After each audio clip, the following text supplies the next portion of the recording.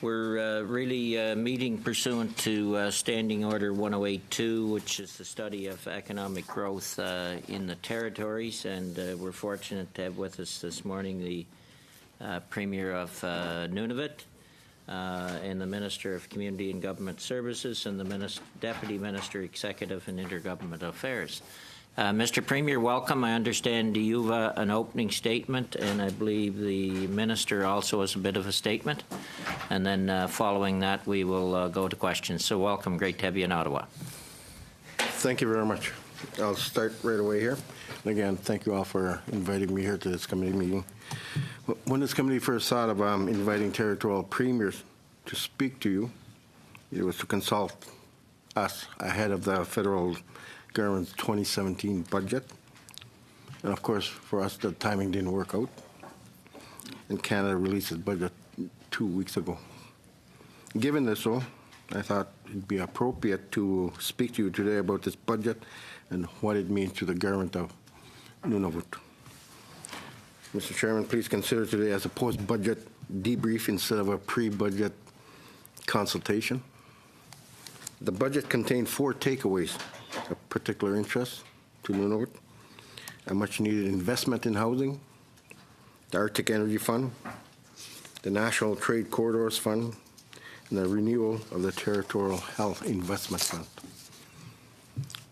Mr. Chairman, I will touch briefly on these today and then be available to answer some of the questions. On the housing, first, Canada committed to provide $240 million over 11 years to help address the Nunavut housing crisis that we face. To us, this shows Canada remains aware that lack of housing is a major issue in Nunavut. In particular, we appreciate Canada has committed a long-term, stable funding mechanism. We prefer this to be a short-term announcement. We've seen in the past, knowing about a decade of funding helps us plan ahead and means that we can be smarter in our housing investments. This ability to plan ahead is particularly important in our communities, where we can only bring in supplies by boat, by supply ships, a few short months out of the year. Our Nunavut Housing Corporation, the provider of public housing units in the territory, will continue to work closely with Canada Mortgage and Housing Corporation and use this investment to build homes for the most vulnerable Nunavut. While this new funding is significant, Nunavut remains in a housing crisis which will continue to limit the well-being of our people. Leading up to Budget 2017, we had asked the Government of Canada to invest $525 million over 4 years to build 1,000 of the roughly 300 housing units 3,000 housing units that we desperately need in Nunavut. Budget 2017 had proposed far less. While we appreciate the $24 million a year to help us build homes and shelter for a number of Nunavut's families, we'll continue to require more federal support in the years ahead to help us eliminate Nunavut housing crisis. Next, Mr. Chairman, I was encouraged to hear about the proposed Arctic Energy Fund. While details of this is still limited, we understand that this $400 million fund is to address energy needs in communities across the territories over the next 10 years. We're hopeful that investments made through the fund will help Nunavut reduce their dependence on diesel-burning electric generators. We want to do our part to address climate change. The Canadian Arctic is one of the first places in the world to experience negative impacts of the warmer world. At the same time, Nunavut is perhaps least equipped to move away from carbon-intensive fossil fuels. Our remote communities, small population, and challenging environment mean we do not have access to the same solutions as other jurisdictions in Canada. Before we begin to reduce our reliance on fossil fuels in Nunavut, we need to improve energy security in our communities where power outages can be disastrous.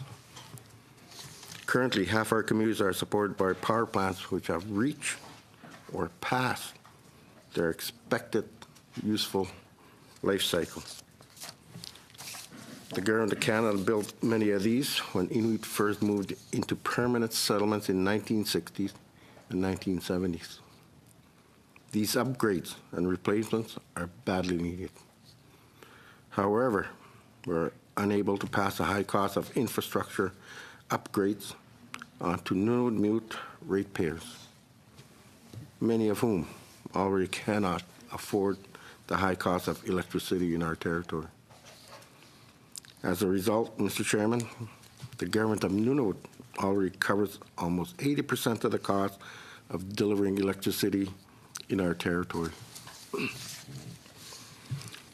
The Senate Standing Committee on Energy, Environment, and Natural Resources recently acknowledged the need for continued investment in energy infrastructure in our territory of Nunavut. Consistent with that, my government had requested $250 million over 10 years to replace 9 power plants and 17 generator sets to improve safety and the viability of our communities. Depending on how it's implemented, the Arctic Energy Fund could address some of this need. Through this fund, we hope to upgrade and replace aging generators to provide more security for our remote communities. As part of this, we intend to integrate renewable energy into our existing electrical infrastructure. Over time, this may lead to more sustainable and environmentally friendly alternatives. Looking to budget 2017, I'm especially hopeful that Nunavut and our neighbors in the Northwest Territories will benefit from the National Trade Corridors Fund, which is meant to better connect Canadian goods to market. I'm thinking specifically of how the fund might support the proposed Grays Bay Road and Port project, which would connect Western Nunavut's rich mineral potential to Arctic shipping routes and into the international markets. This proposed port at Grays Bay on the Northwest Passage would be the only deep water port in the Western Arctic and Canada's first overland connection to a deep water port in the Arctic Ocean. The total construction cost of Grays Bay Road and Port project is estimated to be around $500 million, but the project wins out in the cost-benefit analysis. According to some estimates, just one successful mine developed alongside the project could add roughly $5.1 billion to Nunavut's GPD over 15 years and could add as much as $7.6 billion to Canada's economy as a whole. The project could add jobs in a region of Canada that is eager to work but suffers one of the highest employment rates in the nation. It would connect Nunavut for the first time to the rest of Canada and international shipping routes. Such a road would greatly increase viability of mining projects in the region. Mr. Chairman, as you can imagine, we in Nunavut look forward to learning more about this National Trade Corridors Fund and how it could support northern infrastructure like the Grays Bay Road and Port project. The final budget initiative of interest is the proposal to extend a territorial health investment fund for 4 years at $13.5 million per year. This funding we need badly, especially following Canada's cut to Canada Health Transfer growth rate, which starts this year. Provinces and territories receive Canada Health Transfer based on population. This equal per capita spending does not consider basic realities in Nunavut health delivery and severely underfunds Nunavut health system as a result. For example, our small communities cannot take advantage of the more efficient health delivery that large and connected population centers take for granted. Another example is the high and unavoidable travel costs of bringing patients and health professionals to and from our isolated communities. Canada intends for the extended Territorial Health Investment Fund to cover some of these added costs and to increase innovation in our health system. Mr. Chairman, frankly, that $13.5 million per year falls short for the Nunavut health system. It covers less than 1/5 of the $75 million our government pays for medical travel each year. In fact, medical travel alone costs Nunavut almost twice as much as we receive from entire Canada Health Transfer in any given year. In short, we will put the short-term investment fund extension to good use by offsetting a portion of our medical travel costs. However, we're still a long way from being able to offer Nunavut comparable healthcare services like Southern Canada. To wrap up, Budget 2017 contains some good news for Nunavut, like the long-term care support for housing. It also proposed some interesting funding mechanism we think that could lead to important investments in the territory. I'm thinking of the Arctic Energy Fund and the National Trade Corridor Fund. As they say, however, the devil is in the details. We do not yet know how Nunavut can access these funds. Until these details are available and funding decisions are finalized, we'll be optimistic that Nunavut will benefit. Finally, Mr. Chairman, I will put the extended Territorial Health Investment Fund to good use, but certainly need some support for health delivery in Nunavut. Our government, communities, and people rely on continued federal investment like the ones proposed through Budget 2017. While we still have a long way to go, Budget 2017 was good for Nunavut and a step in the right direction. My colleagues and I would like to see more budgets like the one announced last month. We continue to encourage Canada to invest in Nunavut and the Nunavut. Mr. Chairman, however, we remain very concerned with the requirement to introduce carbon tax on Nunavut and businesses in our territory as possible negative effect on those investments. Nunavut relies exclusively on fossil fuels for home heating, electrical generation, and transportation. And of course, Mr. Chairman, with no feasible alternative available, carbon tax will simply be another tax, with no positive mitigation or adaptation effects being seen at all. I'll give you an example. The mining company Agnico Eagle, currently engaged in mining operations near Baker Lake, estimates that when fully implemented, a carbon tax will cost an additional $20 million per year, or $300 million over the life of their mining operations in Nunavut. For marginal mines, that could be a game changer with respect to proceeding or not with the development and creation of much needed jobs and tax revenues in an environment where mining is already 2.5 times as costly to develop and operate than in southern Canada.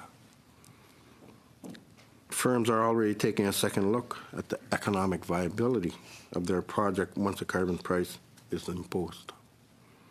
For Nunavut to succeed, to become self-reliant, and to prosper, barriers to investments such as carbon price and the recently announced 5-year moratorium on issuing offshore oil and gas permits must be minimized, all while ensuring a balanced approach to conservation. And again, Mr. Chairman, I thank you for giving me this opportunity to speak, and I'll be happy to answer questions after my minister colleague does his presentation. Thank you. Thank you very much, Mr. Premier, and we do appreciate your directness at this committee. Minister of Community and Government Services, I think you have I would try. Could you pronounce your name for me? Thank you, Mr. Chairman. If you break it down to 4 syllables, it's not that hard. Savikata. Savikata. It looks like a mouthful when you Thank take you. one look at it. Break it down. And thank you, Mr. Chairman. And first, I'd like to thank you for inviting me to the privilege of addressing you. And we're here to discuss important issues that are important to Nunavut. That there's many issues, and they're big and they're complex. The Nunavut is a unique territory in terms of it's not that simple to get a simple task done. And we thank you that you're going to help us build our communities better and stronger, and that's what we need. And as the Minister of Community and Government Services, I am responsible for the projects, the programs, and the services that are contributed to building the capacity in Nunavut communities. And I have to do that in a timely and cost-effective manner. We appreciate the funds that we get, and we have to make sure that these funds are spent wisely. And although the municipalities are funded through our department, there's very few that are tax-based, so therefore they're all block funded, so all the funds to run all the communities come through the GN. I'm very grateful that there's a growing trend towards long-term multi-year federal funding, and this is especially important that there is long-term funding for projects so that we can have our plans laid out and have a multi-year plan so that we don't always have to rush and spend the money quickly because there's a deadline in terms of the funding and the project ends. And it was encouraging to see that some of the investments in the 2017 budgets will help Nunavut's economy grow and diversify. But aside from the 4 areas that were identified, I'm concerned that there are other areas that are not being addressed, and I'd like to address those. Improving the conductivity in the north needs to be built into the federal funding strategy in future budgets. More focus in this area will have major beneficial impacts on overall development in the territory. I believe we're the only territory that does not have any fiber optic broadband links. We're all satellite. And I believe on 2 occasions we've had problem with satellites, and we had no more communications at all within Nunavut, and that is a serious problem when it occurs, as we're all aware that everything is connected to the internet now. It's just a fact and a way of life. And having access to improve affordable internet will increase businesses and economic benefits, enable better delivery of services to residents, as well as better access for education and health, both for the youth and the adults. Once the people of Nunavut are connected to the global economy, they will find ways to empower themselves. That is the story of Nunavut. Although we have been very resilient and resourceful throughout our history, we need the proper tools to adapt to many of the challenges. And we know now that with the internet you have a global audience and a global economy. And as long as you have the transportation connection and the internet connection, the economies of scales are worldwide. And Nunavut is a vast territory with potentials. And it'll take considerable investment on the part of the Government of Canada to help unlock the potential. But it's a worthwhile adventure. And we believe that any funds that are invested in Nunavut will bring many more investments back, because the unemployment is really high, and we need the jobs that are available with the help of the Canadian government. Thank you, Mr. Chairman. Thank you, Mr. Minister, and thank you both. I have been to Nunavut before it was Nunavut. In fact, I was around when we brought in the legislation that made Nunavut a territory. I don't know if anybody else around the table was or not, but it was.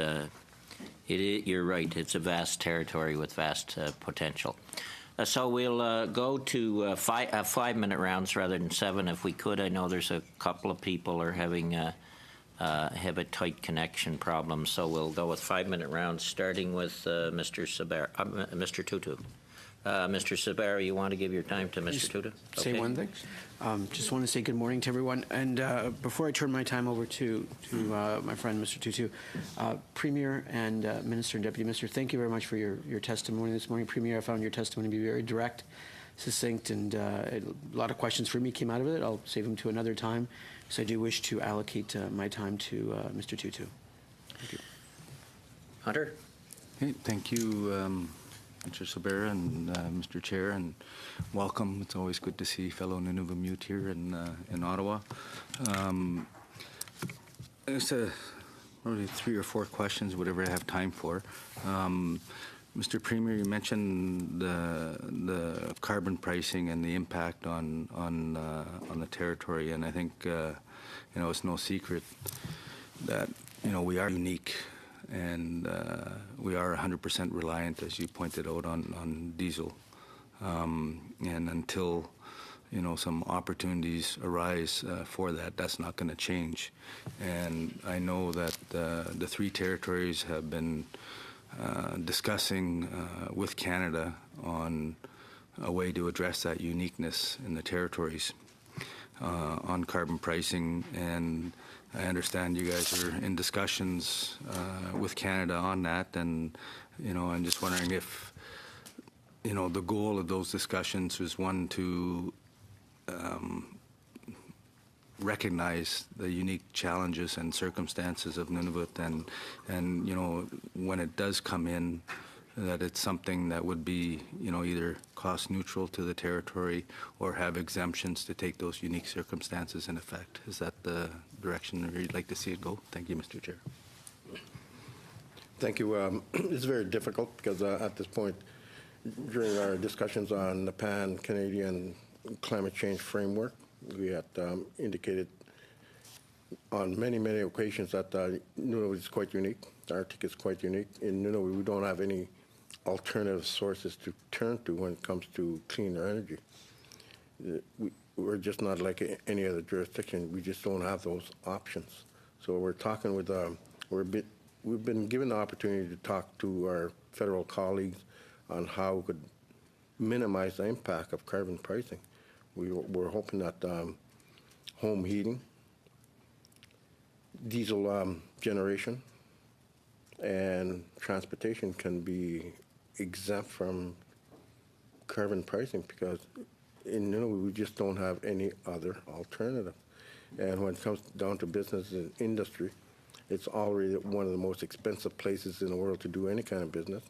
And we're looking for development to make sure our people, our children are going to be employed going into the future. And we do have to find ways to minimize the impact on industry. As I indicated in my presentation, if it's going to cost a developer extra $300 million, it's just not going to work.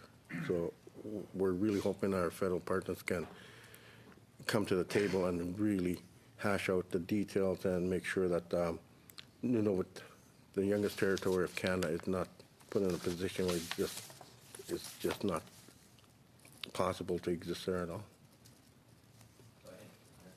Thank you, Mr. Premier. Yeah, I think it's no secret like it costs 3 times as much to operate anything in the north. I always say $1 down here is like 33 cents in the north.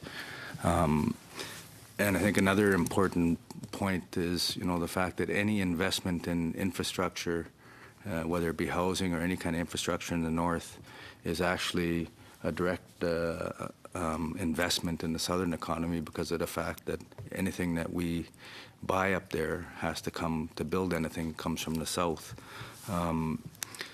when you talked about like major infrastructure, you mentioned the Grays Bay Port and Road project. I was in Winnipeg about a week and a half ago for the Hudson Bay Regional Roundtable, and we just had the 20th Mining Symposium in Iqaluit this week. And there's two major projects there, the Grays Bay Road and Port and the Manitoba Hydro and Road project coming up into the Kivalliq region. And we all know that in order for the economy to grow, and that's what this is about, economic growth for the territory and the government's commitment to look towards creating a sustainable economy in the north. Canada invested in the roads across the country in the south. They invested in the railway. They invested in the harbors. And, the only jurisdiction in Canada left that hasn't had that investment is the north, and specifically Nunavut. Do you think that, there is a requirement for this type of investment, for this infrastructure investment, to allow for the economy to grow and have the opportunities there for the territory that would create employment, lower the cost of living, bring in alternative sources of energy, and as Minister Sevigata mentioned, the connectivity with fiber optics as well. And I know that it's something that the territory can't afford. But do you feel that an investment like this would be actually, as we know, would be high up front, but the dividends would pay for itself in the long run and create that opportunity so that what we all want is a sustainable, self-sufficient, self-reliant territory, that these investments would help achieve that. Thank you, Mr. Chair. Absolutely. And again, as I indicated in my presentation, the Grays Bay Road and Port, and also I mentioned a little bit about devolution and a moratorium on oil and gas. And of course, any kind of construction investment that the federal government has for Nunavut, it benefits all other southern jurisdictions. As you know, all our construction material, all our equipment, everything has to be shipped up from southern jurisdictions. So if Nunavut does good, other southern jurisdictions also do very, very well. But when it comes to increased costs because of carbon price, we do have to pay that for the other jurisdictions. So it drives our cost up. And one of the things I mentioned before is that with this oil and gas moratorium, while we're in the middle of our devolution negotiations, that's, again, I'll be fairly blunt with this, because at the end of the day, the territory of Nunavut is a potential economic engine going into the future for the nation. We're rich in minerals, we have precious base metals, and opening up the geological region, slave region for Canada with that infrastructure will create many, many jobs going into the future for a long, long time. Well, I'm talking about generations. I guess I can compare it to building a railroad across from the east to the west. It's got to happen soon. This is going to be our economic activity for the nation going into the future. But one of the things that that's very difficult to do at this point, when we do want to become self-sustaining and contribute to the nation. And one way of doing that is through good devolution agreements with our federal partners.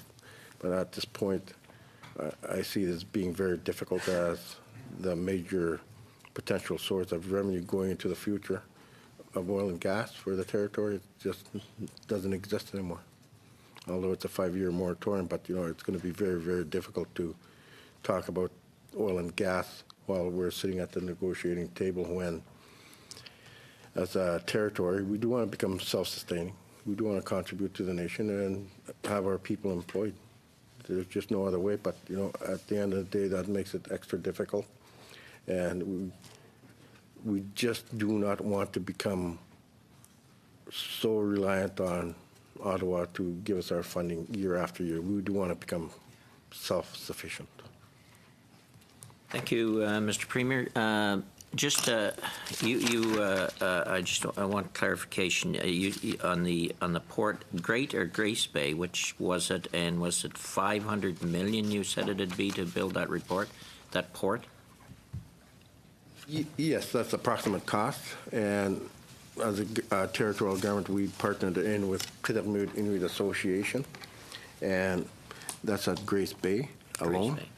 And Grace Bay, I thought it was great. Yeah, okay, good. Grace Bay, and we partnered in with Kitamud Inuit Association. As you know, there's Inuit-owned lands, and part of the project goes through their lands.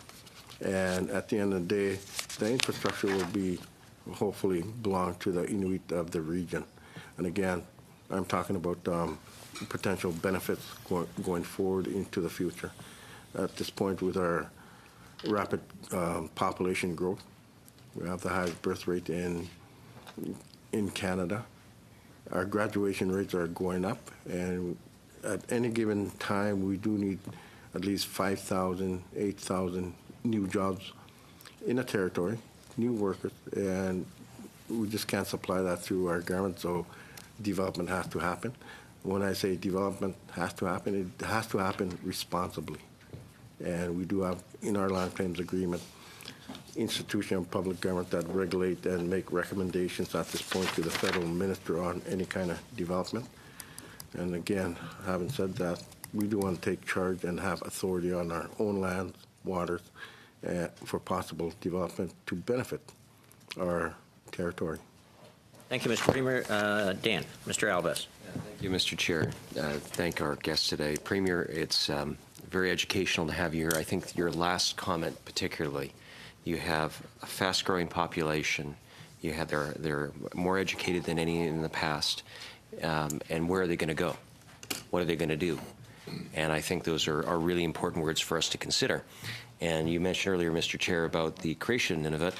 Former Minister Tom Siddon, who actually is still an elected official in my region, in the Okanagan, certainly says that was one of the most important things that he did in his long parliamentary career was to help along with the creation, because the people had aspirations and he wanted to see a different tone in Ottawa when it came to the relationship. So certainly, Premier, your words are well received. Now, in regards to the moratorium, I asked many of the same questions of your counterpart from the Northwest Territories in regards to the moratorium.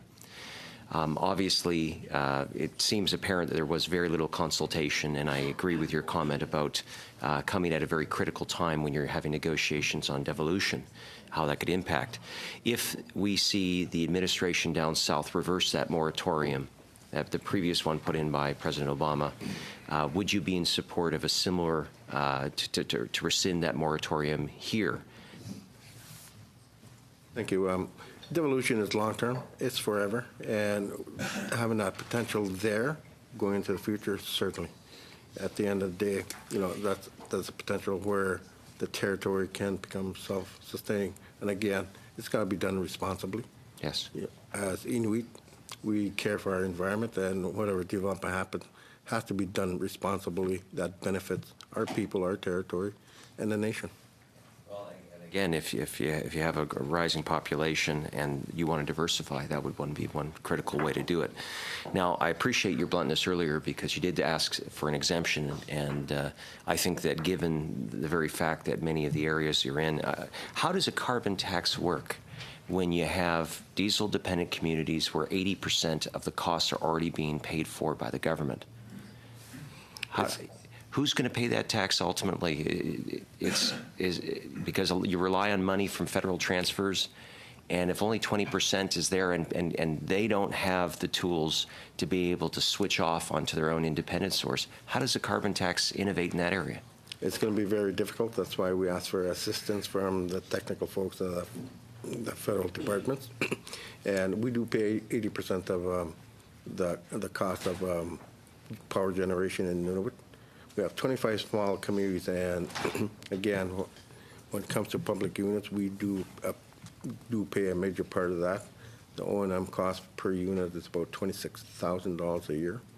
And so, in other words, it's going to be very difficult if we don't have any other option other than to have carbon tax and tax ourselves and figure out a way how that's going to work. But it will have a major impact on on industry up there in our territory.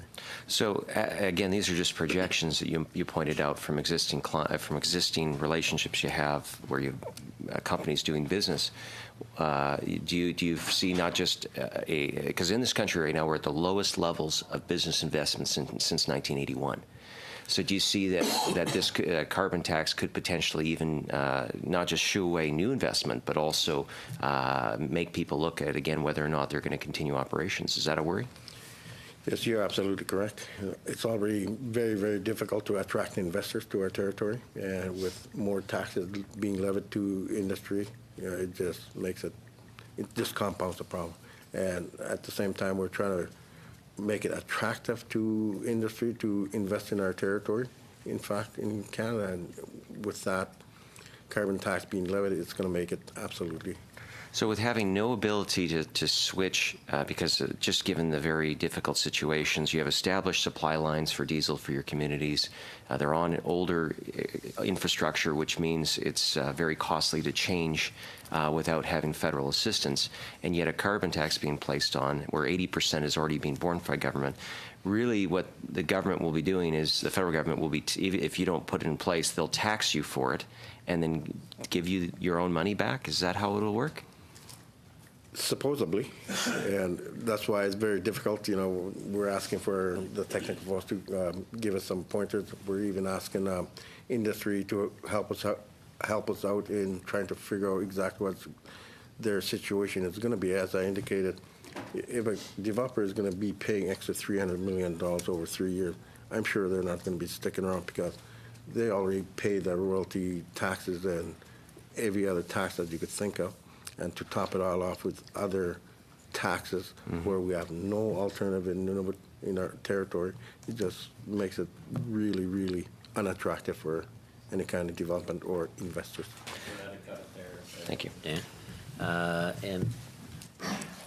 Raj, Mr. Graywell. Thank you, Mr. Chair, and thank you, Premier and Deputy Minister, for coming. Really appreciate it. You know, the one thing I've learned in my short time, well, I've learned many things as a member of Parliament, but I will say this, is that, you know, obviously the people of Nunavut and the government of Nunavut knows best how to help their people, how to help their economy. So what's the one thing, if you had to name, that the federal government could do to help the people of Nunavut? Well, one of the things that we want to do is develop our territory. As you know, Nunavut is 1/5 the size of Canada, but at this point, I do believe that we have more protected lands and marine sanctuaries than the rest of Canada put together. We have national parks, territorial parks, management zones, and we're the only jurisdiction left where the federal government can grab land for their own political agendas. At the end of the day, that we do want to be consulted, and when the moratorium was put in, I was notified 20 minutes before the announcement happened, so that's not consultation. We do want to be a part of making decisions for our own territory, and that's what we're promised, and I'm hoping that can change where we're actually consulted before any major decisions that affect our lives in a territory are made. There's a chart here in our briefing note that says that a lot of your trade is interprovincial within the country. Now, the government's been working really, really hard on an interprovincial, interterritorial free trade agreement. How would that benefit the territory of Nunavut? One of the things that I've indicated is that any kind of investment that's made by the federal government for construction, infrastructure building, especially housing units and other smaller infrastructure things that we request from Ottawa, everything that's happening has to be shipped up from other jurisdictions. And we do have a short window, short shipping season. As you know, we do have to ship in everything during ice-free periods. And if we don't make these shipments in on time, and when ice conditions are very, very bad up north, we do miss some of these communities where we can't bring fuel in. So fuel has to be flown in at an extreme high cost. And that's one of the things that's just natural for the Arctic. And again, when it comes to benefiting Nunavut by the federal government making investment, it does benefit maybe probably 90% of the southern jurisdiction in actually getting supplies and equipment and trade up into Nunavut. As a relatively young Canadian, this is something I didn't know, that you have one of the youngest populations in the country in your territory.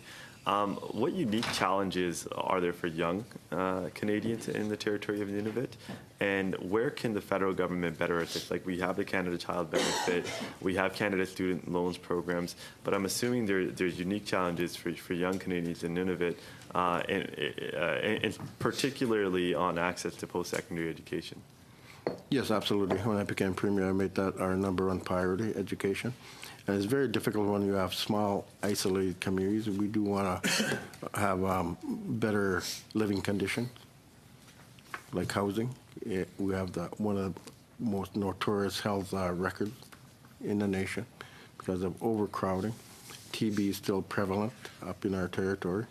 And of course, when you have 13 people living in a 2-bedroom home, it's very difficult for young people to pay attention, stay in school, and improve their school attendance. That's one of the things that we're quite, I guess, taken aback when we want to make sure that our people are healthy. The basic needs, shelter, has to be met, and of course, again, the cost of living, the cost of food up there is just notorious. It's up to 7 times as much as southern Canada. And as you know, because everything has to be flown in, and when you got to add extra cost to our carbon prices to our fuel for aviation, it'll bring up the cost even more. What percentage of your population attains post-secondary education? It's okay if you don't know that off the top of your head. I'll have to get back to you, but we know for a fact that the graduation rates are going up. Okay. And attendance rates are going up. I don't have the numbers specifically, but I can speak to a small community in central Canada, the middle of Canada, Baker Lake, where there's actual mining extraction taking place at Meadowbank. The school attendance has gone up. Excellent. The healthcare visits has gone down, and the income recipient numbers have gone way down. So that proves the point that community wellness is happening through employment. One more question. The statistics on unemployment are rather unique in Nunavut because there's wide fluctuations in the volatility of the unemployment data. Any comments on why that occurs and how we can kind of minimize or implement policies to minimize that? Yes, our population is very small, and we do have seasonal employment that all of a sudden brings the numbers down for the unemployed. But as a government, we do have a land claims agreement where in Article 23, we do have to try and meet the 85% Inuit content in our territorial government, including some numbers in the federal government, but that's very difficult to get to. We're at 50%. And again, when developers like the mining companies are competing for every employable person, it gets very difficult, but maybe that's a good problem to have. But at the same time, we do want to have educated younger people coming out in Nunavut. Thank you, Premier. Thank you, Raj. Thank you, Premier. Mr. Leipert. Thanks for being here. I appreciate it. And, we've had both Bob McLeod and Premier of Yukon on Skype or whatever you call it here. I think the three of you have the 3 toughest jobs in Canada. I mean, it's just, it doesn't, and I'm from Alberta, so I have a bit of a feel for what goes on in the north. And just to be clear, certainly all of us on this side of the table would agree with you in terms of the carbon tax, except we believe that it shouldn't just be abolished in the north. We think it should be scrapped all across the country. So let's just make sure that's on the table. But I just wanted to, on that, one of the difficulties that I see, it's not as extreme, and I acknowledge that, but certainly the costs of doing business in places like High Level and some of the northern BC communities are, while not as high as in the territories or in Nunavut.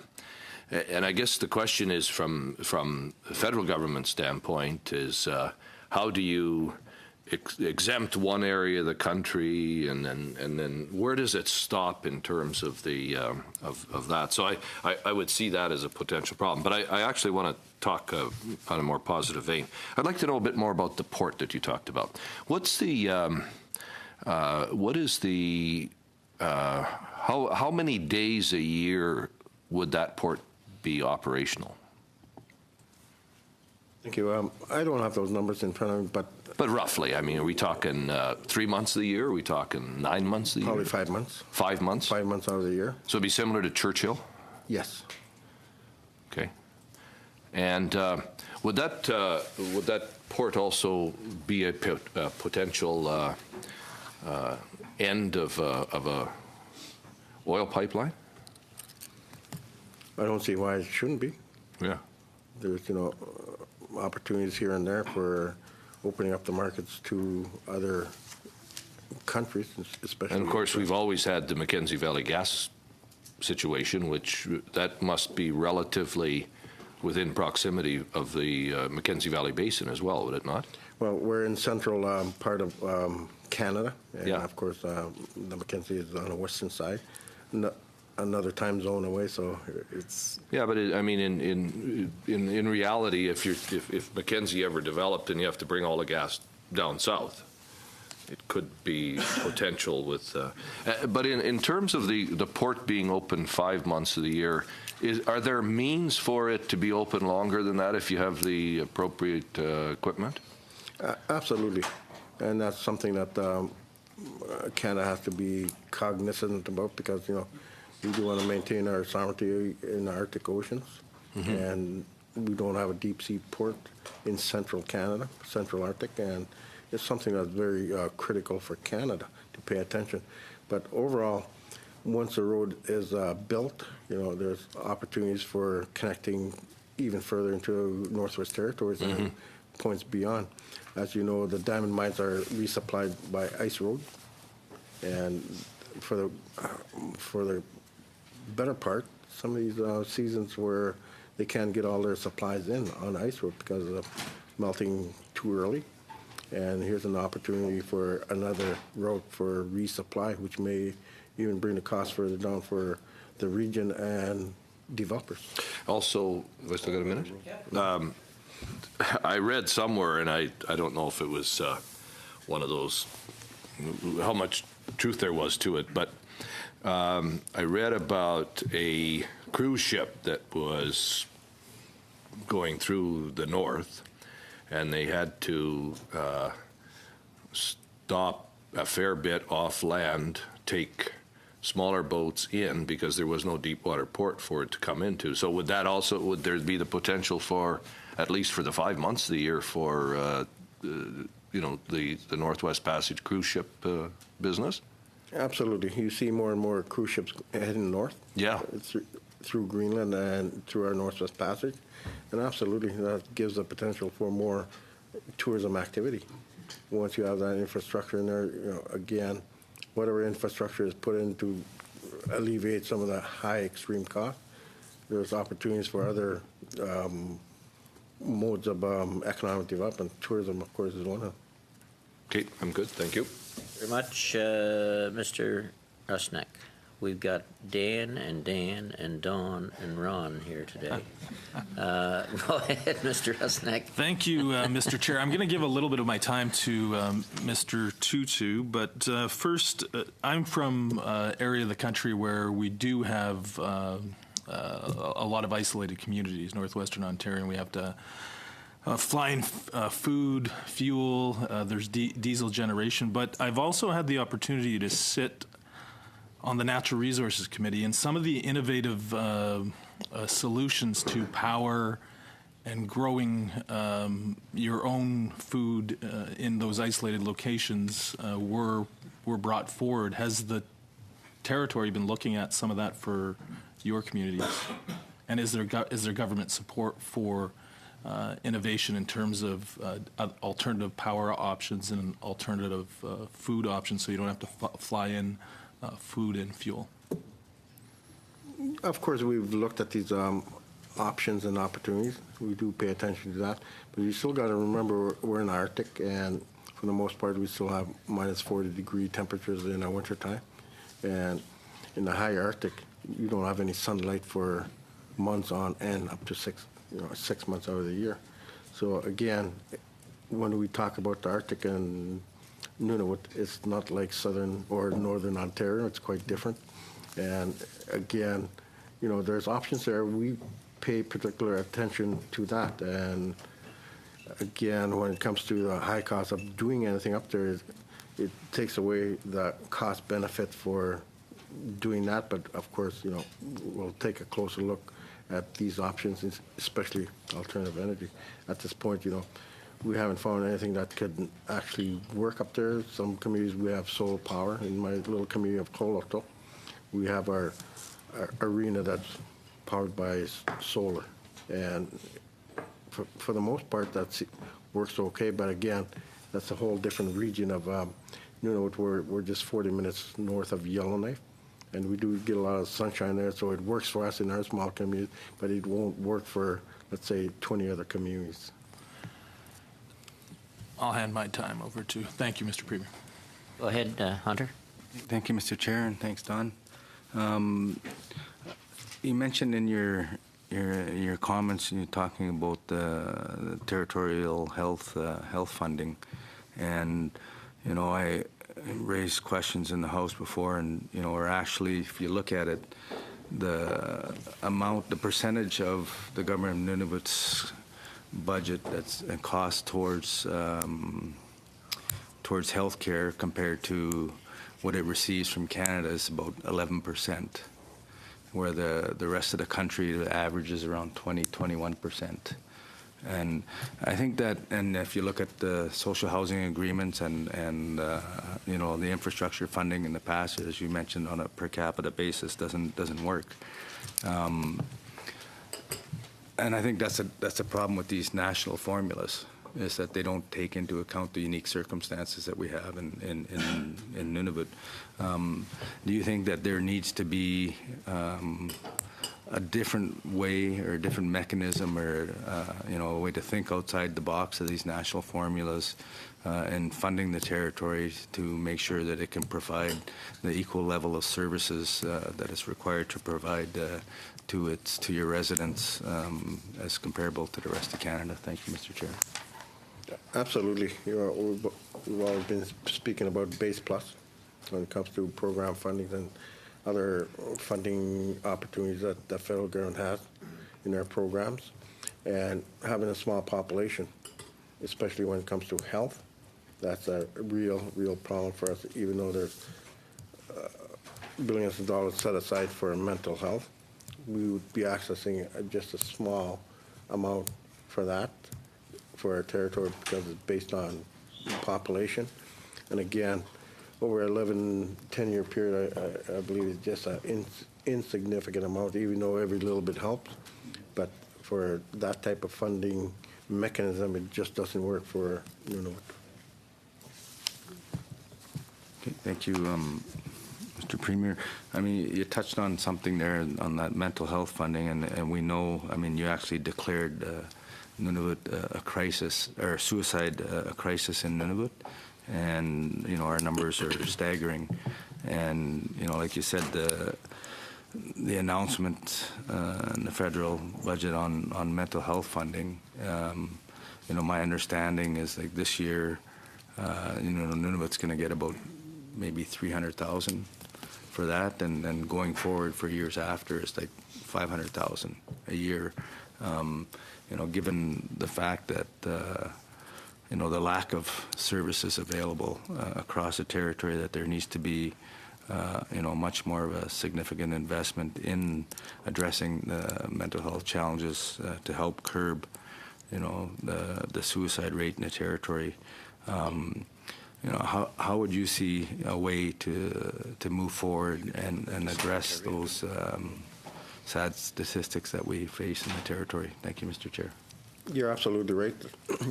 During our last fiscal year, we had budgeted over $6 million just specifically for mental health, and we overspent our budget by over $8 million, and that's just scratching the surface.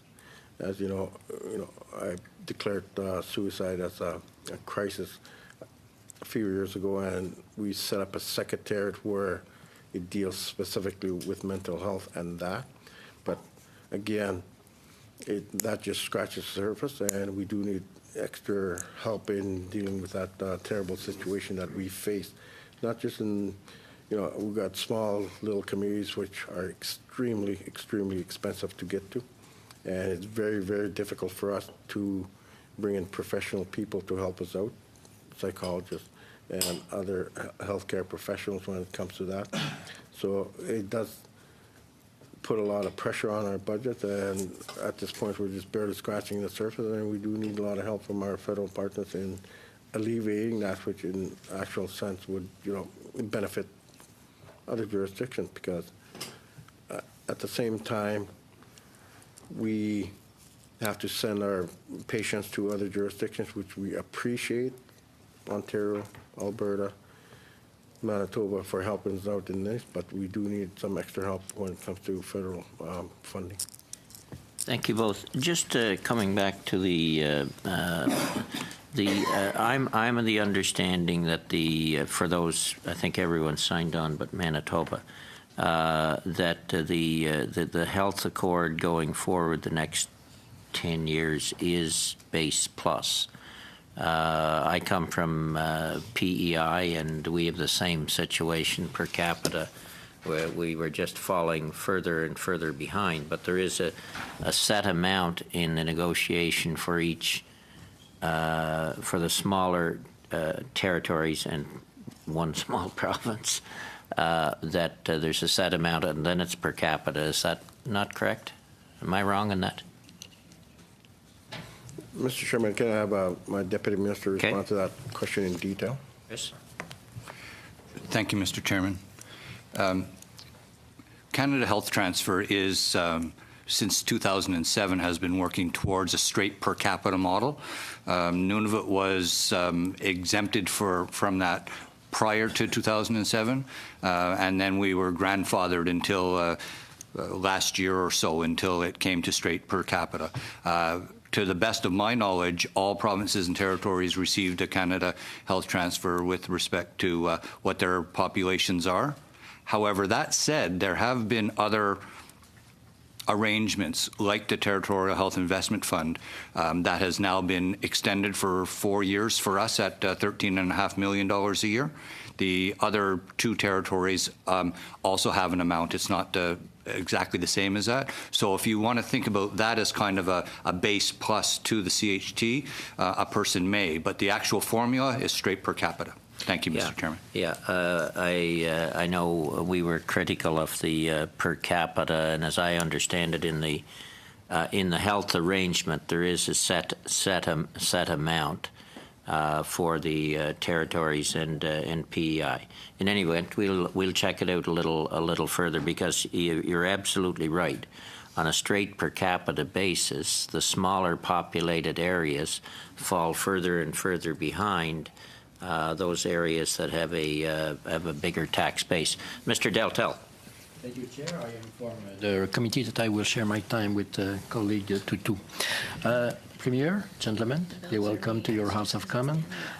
Premier, I think my colleague, and especially Ron from Alberta, was crystal clear. We strongly agree with your position on moratorium and also on carbon tax.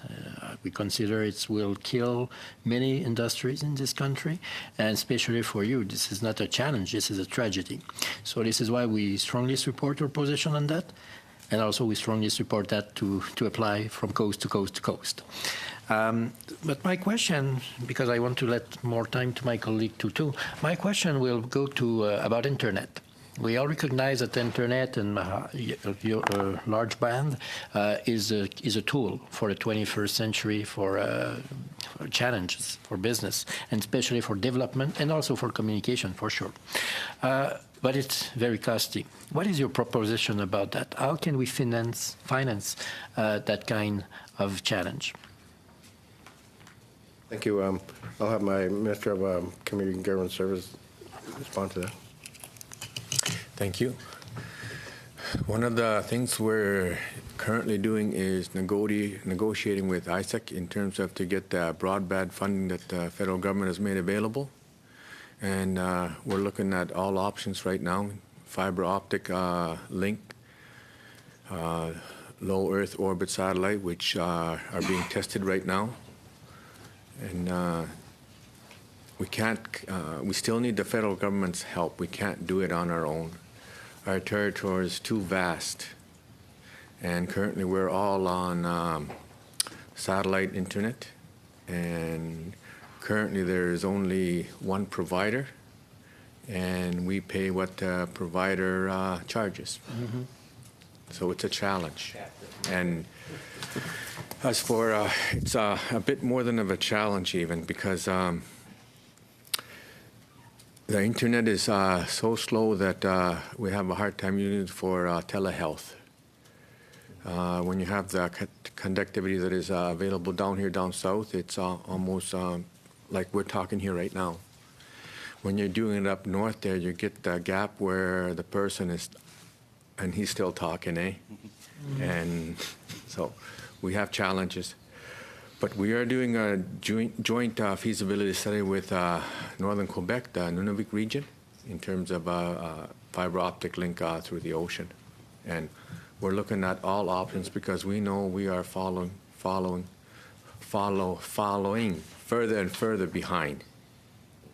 And we need to catch up with the rest of Canada. Thank you. Hunter, you're really getting a whack arounds today. Start of the day. Well, thank you, Mr. Chair. You know, to your suggestion there about the per capita funding, I think everyone but you would agree that maybe we should move to a landmass-based formula for funding.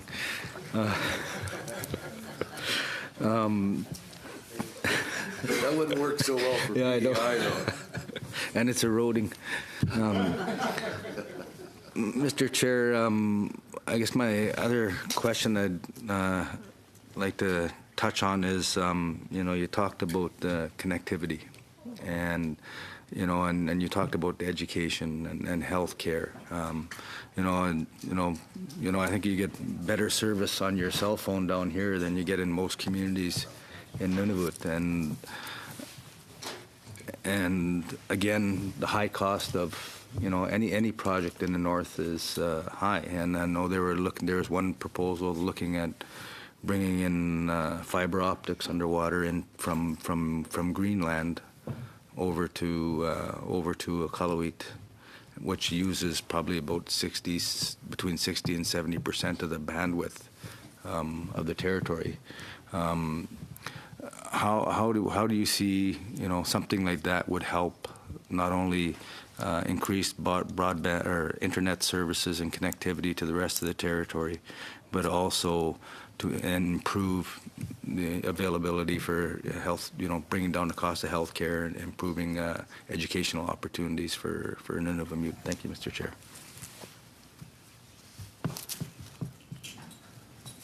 Thank you.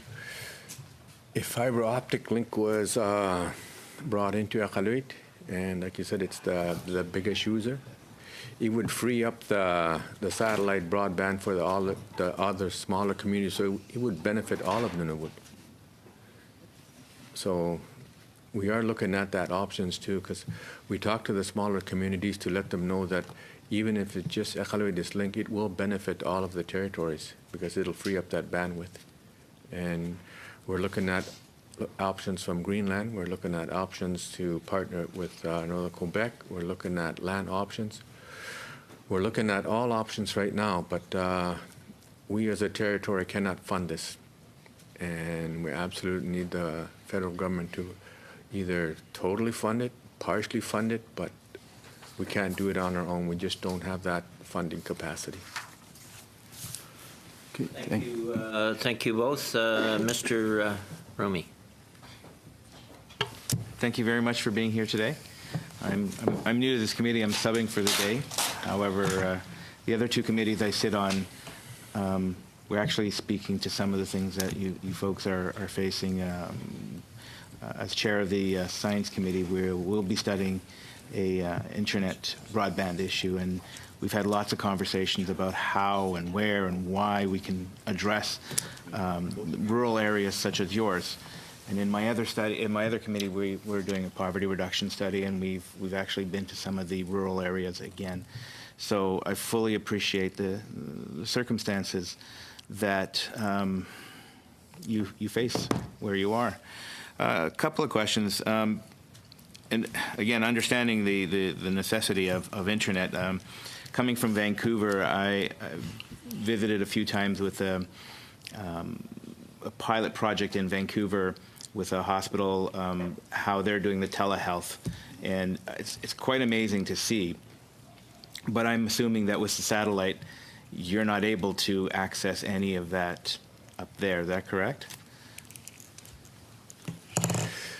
There is access to it, but it's very limited. For example, in Nacaluit, where they have the MRI and they can use it, but the results are sent down south to be analyzed. They can only upload that to send it off to the south at night when no one's using the internet, because there's so many users during the day that they just cannot do it. So we're working with the system we have, but it is definitely inadequate for telehealth. And if we had more bandwidth and faster speed, then it would actually cut down the cost. So instead of sending a patient to get analyzed and down to southern facilities, they could use telehealth to cut down the travel costs. So there's cost savings in it. I'll be meeting with them in the next couple of weeks, so I'll have a conversation and see if they're actually working on anything to address needs up north. But that'll be interesting. Moving on to housing, can you tell me a little bit about, you mentioned, if I understood correctly, still 3,000 units that you need for housing? Is that was the right number? Absolutely. That's the number that we're desperately short in. It's approximately 3,000 units. How, when we talk housing, can you just give me a kind of like a rundown of, are you looking at like apartment style or individual homes? What's the challenges of building houses out there, cost-wise as well? What does that picture look like? Absolutely. The cheapest form of building public units is either multiplexes, 5-plexes, 10-plexes, or even higher. And of course, land is always a high cost. So who owns most of the land there? Is that the government or? Yes, municipalities. The municipality. Okay. And who's actually building these multiplexes? Is it private interest? Is it the government? Is it nonprofits? We let procurement through our housing corporation do that. And of course, one of the highest costs is bringing up the construction material. I would imagine so. There's no forestry up there, is there? No. It's a budding industry.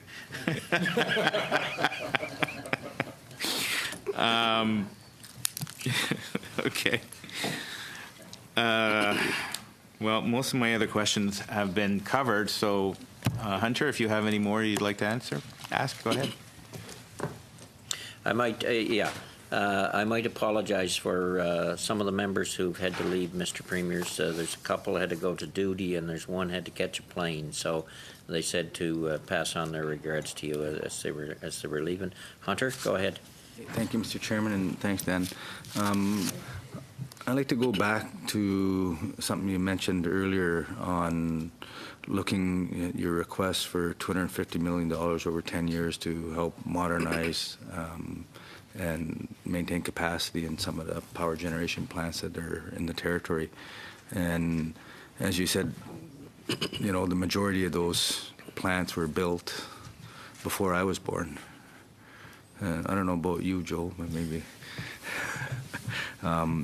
But how important do you think, being able to modernize and when they were built back then, there's no energy efficiency and not clean. But, in this request, would that be looking at not only increasing capacity, but also incorporating cleaner and more energy efficient technology into those systems? Thank you, Mr. Chair. Point, Mr. Premier, when we were doing pre-budget consultations, I think it was in Halifax, and we heard proposals from, I forget the name of the company, Ron McDonald was the guy, who talked about proposals for the north. I believe it was trucking liquefied natural gas into units in the north. Anyway, it was an interesting proposal, and it was at our Halifax hearing. Are some of those options being looked at as well, and also along the lines that Hunter's talking about? Absolutely, and I thank you for that question. When we talk about our inefficient power generating plants in Nunavut, these are very, very old. When you have, excuse me, when you have the engines burning only 30 to 40% of the fuel and the rest going out the exhaust, that is a major problem. And when we talk about putting in cleaner, eco-friendly systems, we're still a ways from that. But as you indicated, there's companies out there that are talking LNG, tidal energy. But as you know, Mr. Chairman, tidal energy, although we have one area in the Iqaluit where it can be looked at, but the conditions are so harsh. It's not like the Bay of Fundy. I do understand that the Bay of Fundy, they're doing some testing on equipment there, and they're having some difficulties in ideal conditions. Up north, we have ice and a colder temperature that makes it very, very difficult to deal with equipment. If you talk to any mining company, you'll see that their equipment cost goes up over the winter just because of dealing with the cold temperatures that we face up north. But again, we do want to make sure that every time we put in a new facility, new plant, or renovating our old inefficient plants, we want to make sure that we have an opportunity to put in some kind of system that's reliable and more eco-friendly. And that's one of the things that we consistently talk about. Thank you. Mr. Fergus, last question.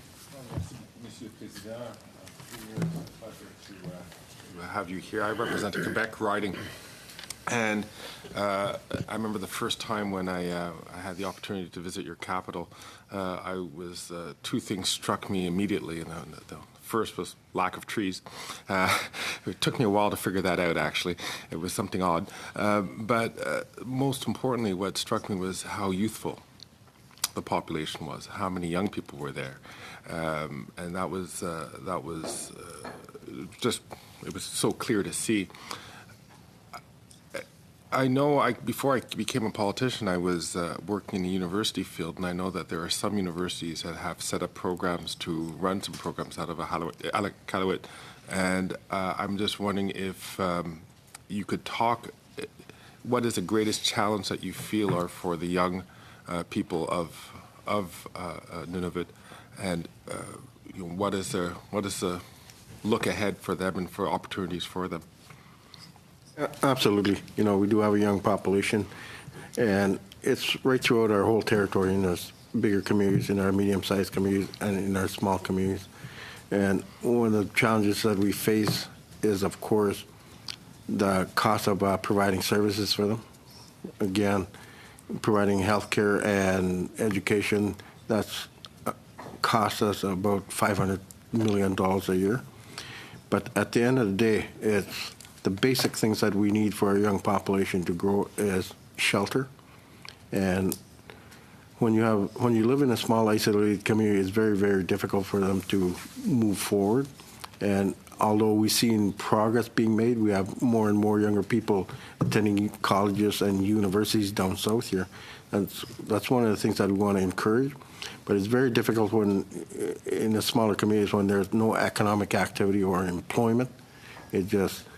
it just drains the energy out of our communities, and that's one of the things that we want to see more opportunities for our young people. Although it's at a high cost at this time to provide services for a young population, we know going into the future that once they're educated, that's our best potential for a healthy territory.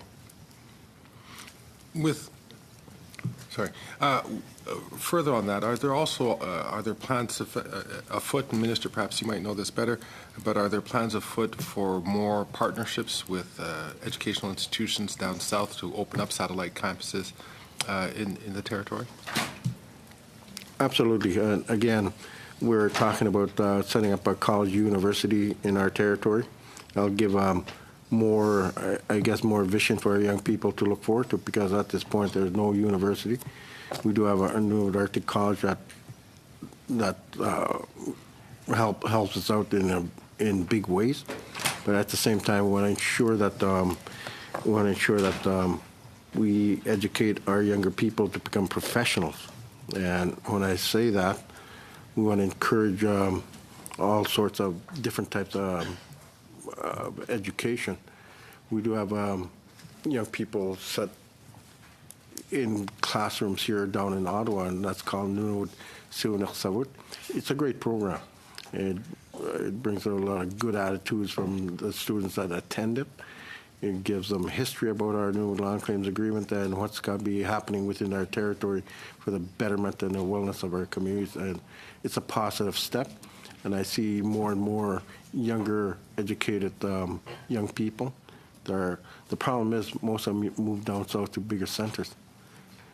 Once they're educated, and again, that proves that once you're educated, you have many, many options in life. And that's one of the things that we want to encourage our younger people in the smaller communities.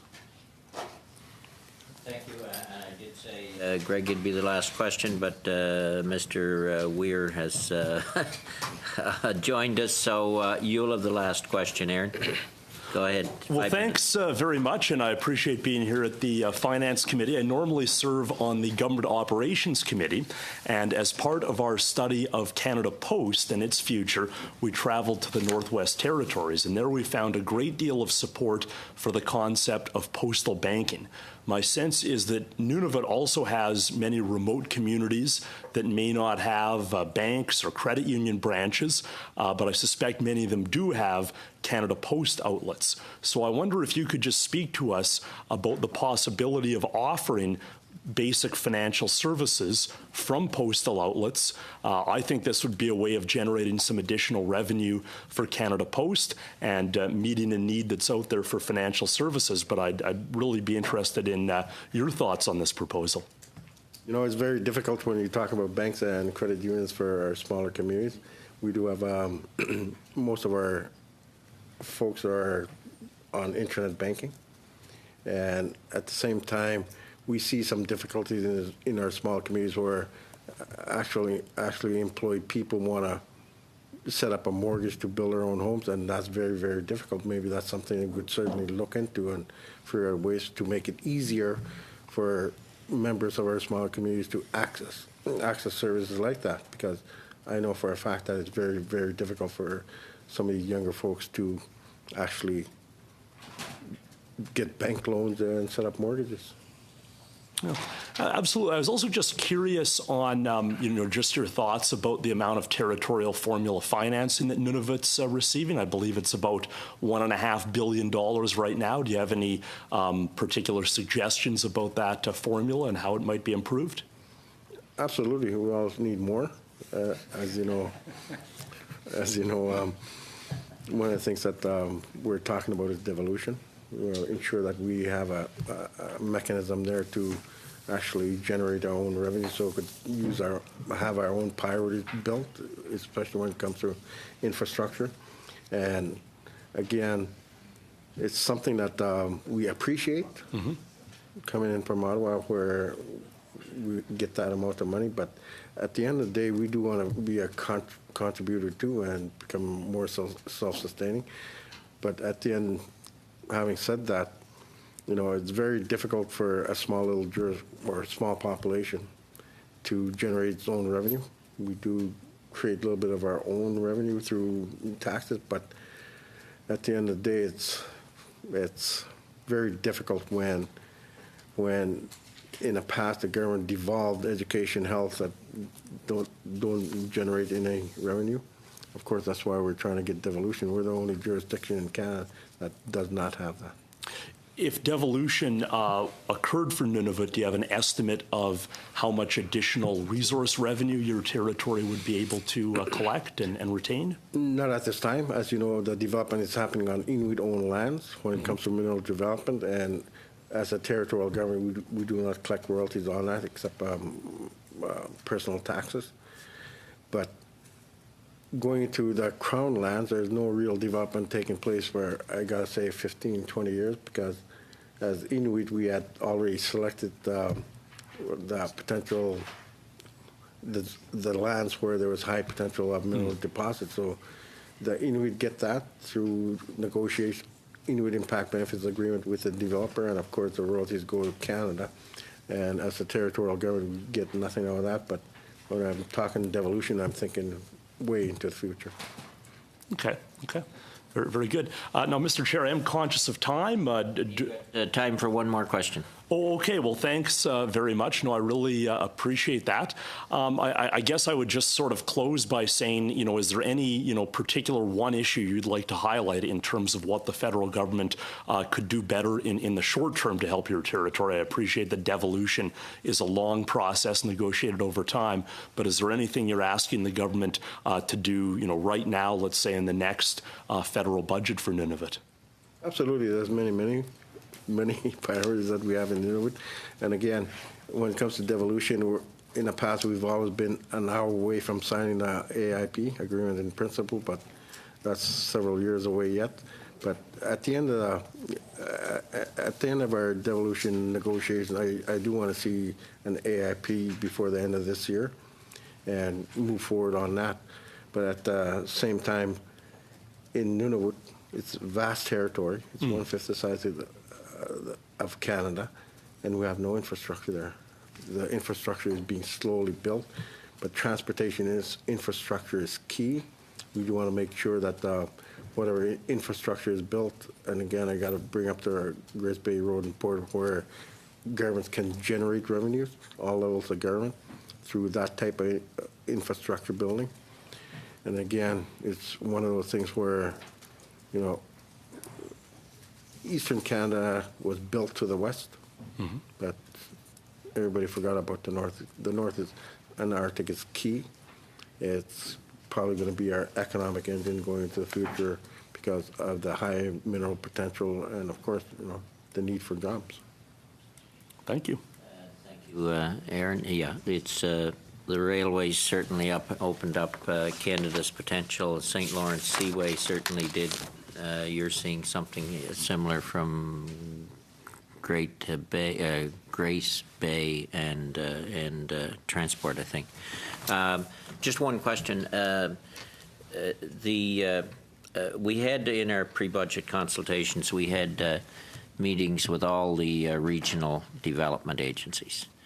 And I think it's fair to say some are doing a fairly good job and some not so great. What's your view on Cannor? Is it doing what needs to be done as a development agency in the north? Are you able to utilize it? Do they have enough funds? What's your thoughts on the Canadian North Development Agency? We're very, very pleased when the building was constructed in Iqaluit, the capital city of Nunavut. That's the least development is the least developed in our territory there, and it was great that the federal government put that headquarters for the north into Iqaluit, into Nunavut. And of course, there's still growing pains. I believe that there's still opportunities there to improve it, but at this point, we see better things. We see things evolving, and they're involving themselves more with development, so that's a good sign. And hopefully, at the end of the day, the relationship will be improved. And again, it's just a matter of time. It's just working out the kinks. And I know that there's opportunities there to make sure that agency can assist the three territories when it comes to economic opportunities. If I recall correctly, they indicated that there was quite a number of projects they weren't able to, of good projects, that they weren't able to adequately fund. So that shows the investment opportunities are there, I guess.